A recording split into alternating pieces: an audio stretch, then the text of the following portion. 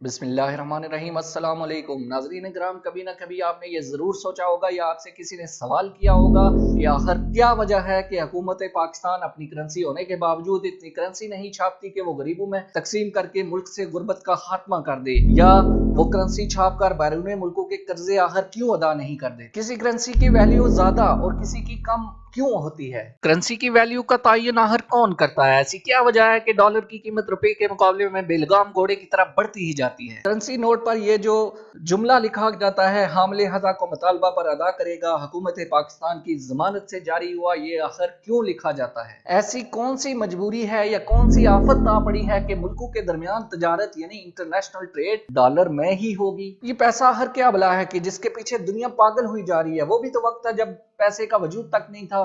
फिर आखिर क्या जरूरत पेश आई पैसा इजाद करने की? और आप किसी चीज की कीमत या कदर का तयन कैसे करते हैं? गवर्नमेंट लोगों पर जो टैक्स का बोझ डालकर पैसा इकट्ठा करती है, वो खुद करेंसी छाप कर क्यों नहीं कर सकती? बार्टर सिस्टम आखिर क्या था? क्या मुल्क पाकिस्तान में जितनी करेंसी सर्कुलेशन में मौजूद है, इतनी बालियत का क्या सोना भी हुकूमत पाकिस्तान के पास रिजर्व के तौर पर मौजूद है? इन सब सवालों का जवाब मिलेगा आज की इस वीडियो में। अगर लर्नविद ताहिर को अभी तक सब्सक्राइब नहीं किया तो अभी सब्सक्राइब कीजिए और बेल आइकन को ऑल नोटिफिकेशंस पर सिलेक्ट कर लीजिए ताकि हमारी तमाम आने वाली वीडियोस के नोटिफिकेशन आपको बर वक्त मिल सकें। टू स्टे कनेक्टेड, आइए सबसे पहले हम नजर दौड़ाते हैं कि पैसे का वजूद में आना इंतहाई नागजीर क्यों था। वो कौन से मराहिल थे जिससे गुजरकर आज के जो हम पैसा देखते हैं वो मौजूदा शक्ल में वजूद में आया।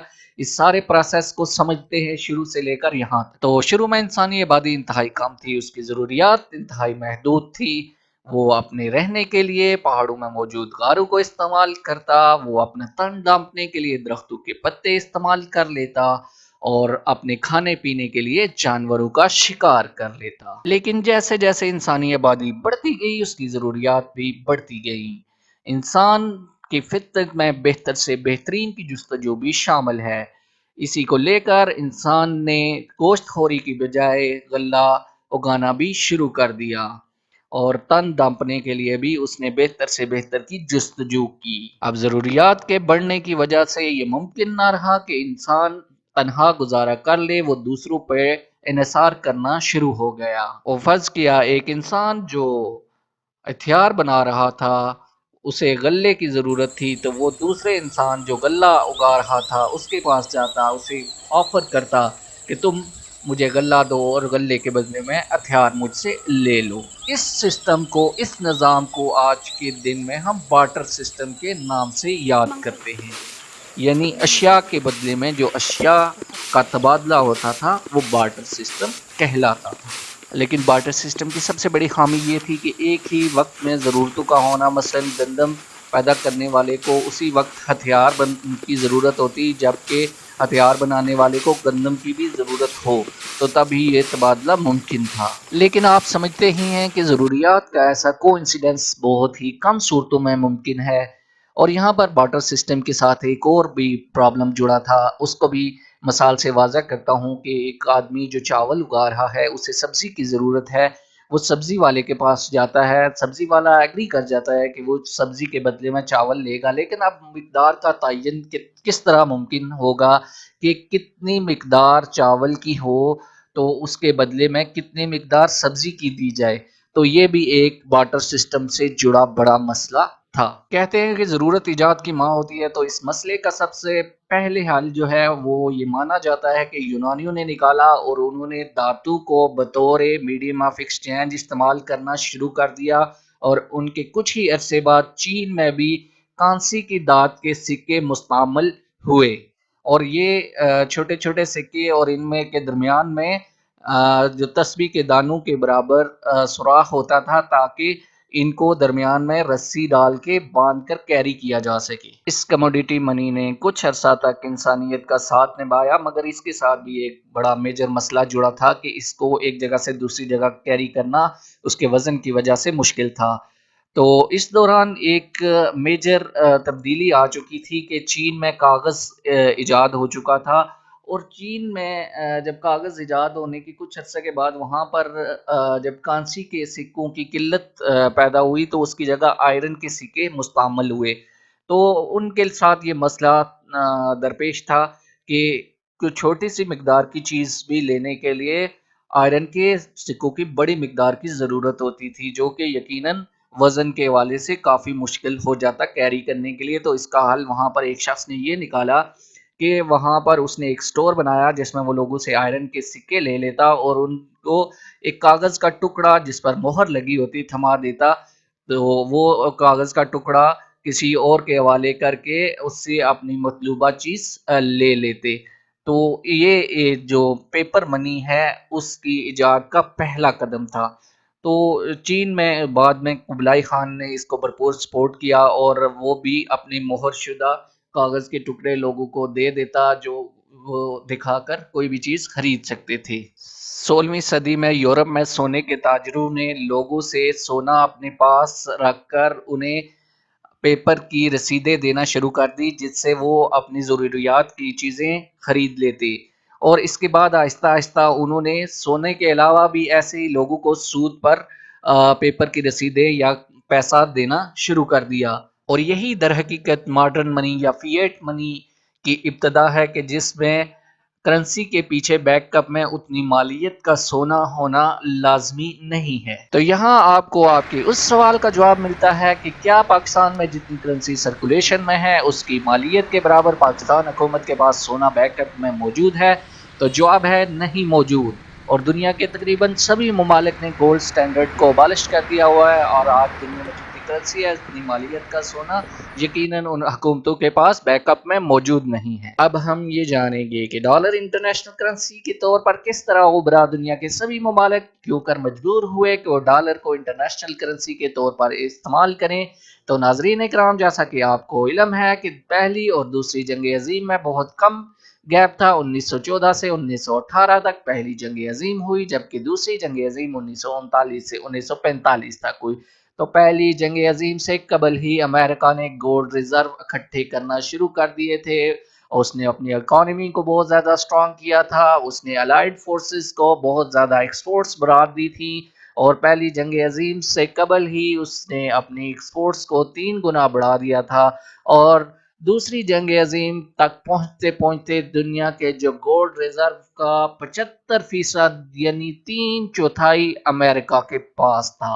اتنا بڑا گولڈ ریزرو ایک بہت بڑا ایسٹ تھا، اور اس کے علاوہ امریکہ نے الائیڈ فورسز کے سبھی ممالک کو بہت زیادہ قرضے دے دیے تھے، یہ سبھی ممالک امریکہ کے مقروض تھے۔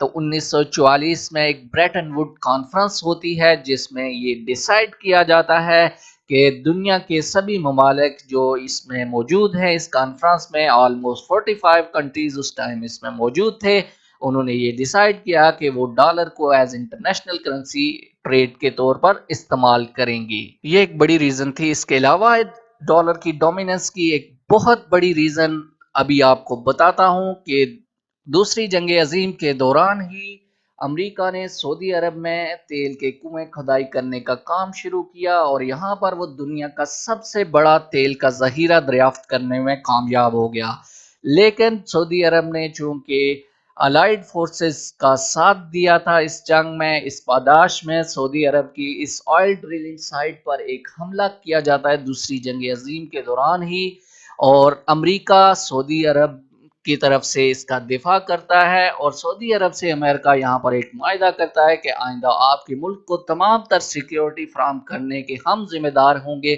تاہم اس کے بدلے میں آپ کو جو بھی دنیا میں آپ تیل فروخت کریں گے اس کا لین دین جو ہے وہ امریکی ڈالر میں ہوگا۔ تو ناظرین اکرام، اس بات سے تو آپ آگاہ ہی ہیں کہ دنیا کی سب سے بڑی ٹریڈ ہونے والی کموڈیٹی وہ آئل ہی ہے، تو اس وجہ سے جب یہ معاہدہ ہو گیا کہ جو بھی تیل سعودی عرب فروخت کرے گا وہ امریکی ڈالر میں ہوگا، تو دنیا کے سبھی ممالک امریکی ڈالر کو ریزرو کے طور پر رکھنے کے یہاں اس صورت میں بھی پابند ہو گئے، اور تب سے لے کر آج کے دن تک ڈالر انٹرنیشنل کرنسی کے طور پر مستعمل ہے۔ دنیا کے سبھی ممالک کو ڈالر ریزرو رکھنا ہی ہوتا ہے تاکہ وہ انٹرنیشنل ٹریڈ پرفارم کر سکیں۔ اب دیکھتے ہیں کہ وہ یونائٹڈ اسٹیٹس کا ڈالر جو کہ 1948 میں ₹3.31 का था, आज मई 2023 में वो 283 रुपए से ज्यादा का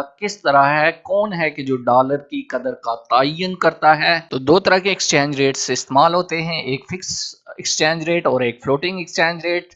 मसलन जो सऊदी अरब का यूनाइटेड स्टेट्स के साथ फिक्स एक्सचेंज रेट यानी $1 बराबर होगा 3.75 सऊदी रियाल के, ये फिक्स एक्सचेंज रेट की एग्जांपल है। और दूसरा होता है फ्लोटिंग एक्सचेंज रेट, जिसमें मार्केट ये तयन करती है कि किसी करेंसी की वैल्यू डॉलर के मुकाबले में कितनी होगी। तो मार्केट किस तरह तयन करती है कि आपकी करेंसी की वैल्यू डॉलर के मुकाबले में कितनी होगी? तो इसकी बुनियाद होती है आपके मुल्क में कितनी अशिया पैदा हो रही हैं और आपकी एक्सपोर्ट्स कितनी है।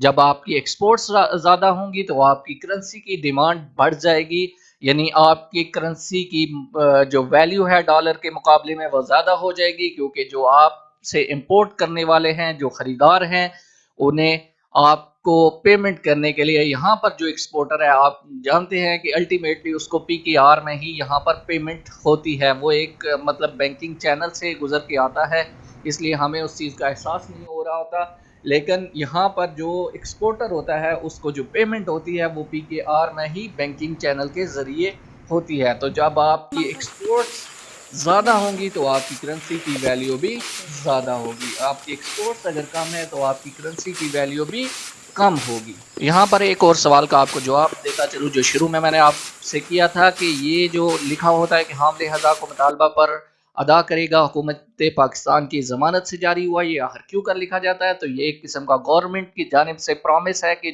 ये जो आप कागज़ का टुकड़ा है, ये कागज़ के टुकड़े की वैल्यू तभी है जब ये गवर्नमेंट ऑफ पाकिस्तान की ज़मानत से जारी हुआ है।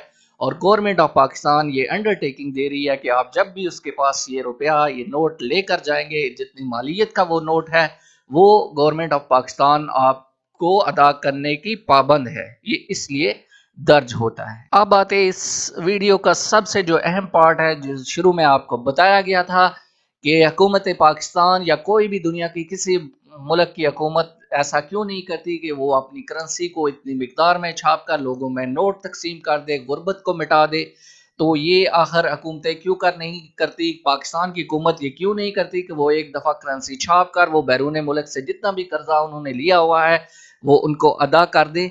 आखिर क्या वो वजूहात हैं जिसकी वजह से ऐसा करना मुमकिन नहीं है? इसको एक मिसाल के ज़रिए वाज़ह करेंगे। जैसा कि मैंने पहले भी बताया है कि जो मुल्क में पैदावार होती है उस पे डिपेंड करती है आपकी करेंसी की वैल्यू। तो जब फ़र्ज़ किया एक मोबाइल प्रोड्यूसर है, वो एक मोबाइल प्रोड्यूस कर रहा है और ख़रीदार मार्केट में उसके 10 हैं, तो वो क्या करेगा? अब वो अपनी कीमत अगर फ़र्ज़ किया उसने 1000 शुरू में रखी है, 10 ख़रीदार हैं, तो वो कीमत बढ़ाता जाएगा। उस वक़्त तक बढ़ाता जाएगा जब तक कि उस एक मोबाइल का एक ख़रीदार मौजूद हो। मतलब यानी 2000 पे जाके अगर उसका एक खरीदार रहता है तो उसकी वैल्यू 2000 हो जाएगी। तो इसी तरह होता है कि जब आपकी मुल्क में करेंसी आपका मुल्क छापता है तो उसकी मालियत, उसकी कदर तभी होती है जबकि उसकी मिकदार के बराबर जो है अशिया भी मौजूद हों। अगर मुल्क की करेंसी अशिया के मुकाबले में ज़्यादा हो जाए तो लोगों के पास बहुत ज़्यादा जो पैसा आ जाएगा, अब चीजें कम होंगी, खरीदार ज्यादा होंगे, तो क्या होगा? इन्फ्लेशन होगी, महंगाई बढ़ जाएगी। महंगाई क्यों बढ़ेगी? क्योंकि चीजें कम हैं, खरीदार ज्यादा हैं, खरीदने वालों का कंपटीशन ज्यादा है, तो वो आपके जो करेंसी है उसकी कदर गिरती जाएगी। इसीलिए हुकूमतें मजबूर होती हैं कि वो अपने वसाइल के अकॉर्डिंगली ही वो करेंसी इशू करें। जब वो एक हद से ज़्यादा करेंसी इशू कर देंगे तो उसकी करेंसी की वैल्यू कम होते होते इस हद तक चली जाएगी कि वो कागज़ का टुकड़ा ही रह जाएगा, उसकी कोई बैकिंग में वैल्यू नहीं होगी। और इसीलिए जो आपको ये सवाल दिया गया था कि क्यों हुकूमतें गुर्बत कम नहीं कर देती अपनी करेंसी छाप के, तो यही है कि आपके वसाइल जितने होते हैं आप उतनी ही करेंसी छाप सकते हैं। आप उससे ज़्यादा छापेंगे तो आपके जो करेंसी की वैल्यू है वो बतदरीज कम होती जाएगी। इस तरह का जो करेंसी छापने का जो तजर्बा है वो मुख्तलिफ ममालिक में माजी करीब में کیا جا چکا ہے۔ زمبابوے میں کیا گیا تھا یہ تجربہ، اور زمبابوے بری طرح جو ہے وہ انفلیشن کا شکار ہوا۔ اس طرح کی انفلیشن ہوئی کہ دن کو جو چیز 100 زمبابوے کی کرنسی میں کی مل رہی تھی، وہ شام کے وقت 200 یا اس سے بھی اوپر کی مل رہی تھی، اور گھنٹوں کے حساب سے وہاں پہ ہائپر انفلیشن ہو چکی تھی۔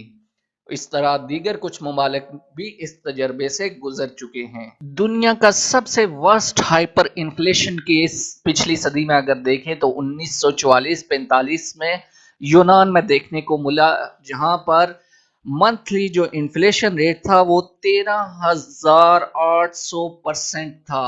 آپ امیجن کیجئے کہ آج پاکستان میں اگر 30% سے اوپر انفلیشن ریٹ چلا گیا ہے تو لوگوں کی چیخیں نکل رہی ہیں، اور ایک وہ انفلیشن ریٹ جو 13,800% منتھلی انفلیشن ریٹ تھا، ذرا موازنہ کیجئے کہ کیا صورتحال ہوگی۔ لوگ ایک بریڈ کا پیکٹ خریدنے کے لیے گاڑیوں میں بھر کر وہاں کی کرنسی لے جاتے تھے۔ اگر آپ تاریخ اٹھا کر دیکھیں گے تو آپ کو ایسی بہت ساری مثالیں مل جائیں گی۔ تو لہٰذا یہ ممکن نہیں ہے کہ آپ وسائل کی کریشن کے بغیر آپ کرنسی کو چھاپتے چلے جائیں۔ آپ کو اگر اپنی کرنسی کی ویلیو بڑھانی ہے تو آپ کو اپنی ایکسپورٹس بڑھانی ہوں گی، آپ کو جاب کریشنز بڑھانی ہوں گی، آپ کو انٹرنیشنل کرنسی یعنی جو اس وقت چل رہی ہے وہ ڈالر ہے، تو ڈالر اپنے ملک میں لانے کے لیے اسباب پیدا کرنے ہوں گے۔ امید ہے آج کی اس ویڈیو سے آپ کی معلومات میں اضافہ ہوا ہوگا۔ اگر آپ کی معلومات میں اضافہ ہوا ہے تو اس کو لائک کر دیجئے، شیئر کر دیجئے۔ چینل کو ابھی تک سبسکرائب نہیں کیا تو ابھی سبسکرائب کر دیجئے تاکہ ہماری تمام آنے والی ویڈیوز کی نوٹیفیکیشن آپ کو بر وقت مل سکیں۔